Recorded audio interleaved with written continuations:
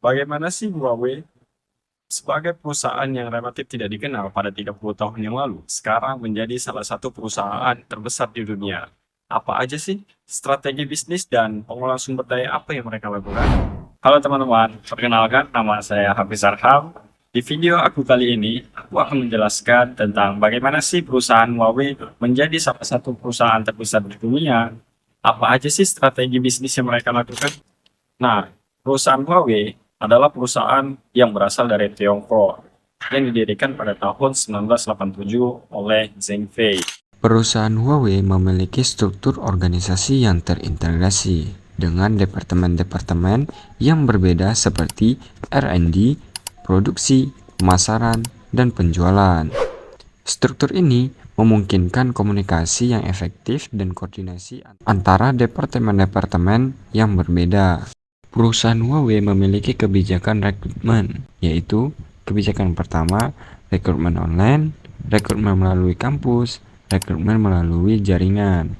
Nah, rekrutmen melalui online, Huawei menggunakan platform rekrutmen online untuk mencari kandidat yang sesuai dengan kebutuhan perusahaan. Rekrutmen melalui kampus, perusahaan bekerja sama dengan kampus-kampus untuk mencari kandidat yang sesuai dengan kebutuhan perusahaan. Nah, yang ketiga, rekrutmen melalui jaringan.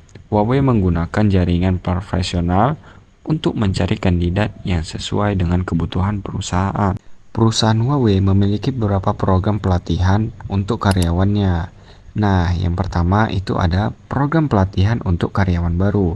Huawei memiliki program pelatihan untuk karyawan baru yang bertujuan untuk memperkenalkan mereka dengan budaya perusahaan dan sistem kerja. Yang kedua, program pelatihan untuk pengembangan keterampilan.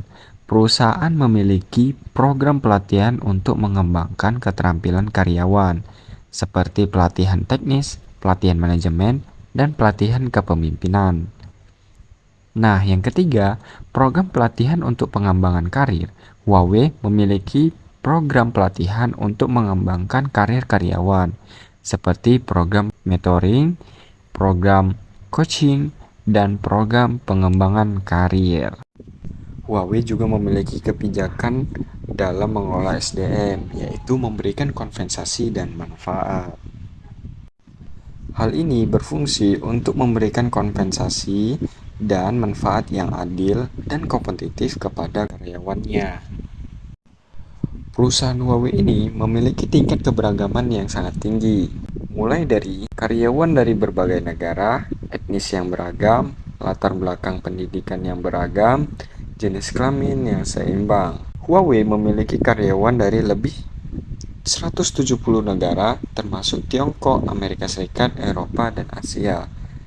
Perusahaan ini memiliki karyawan dari berbagai etnis termasuk Tionghoa, Amerika, Eropa, Afrika, dan Asia. Karyawan Huawei juga memiliki latar belakang pendidikan yang beragam, termasuk sarjana, magister, dan doktor dari berbagai universitas di seluruh dunia. Nah, perusahaan ini memiliki jumlah karyawan laki-laki dan perempuan yang seimbang, dengan perempuan membentuk sekitar 40% dari total karyawannya.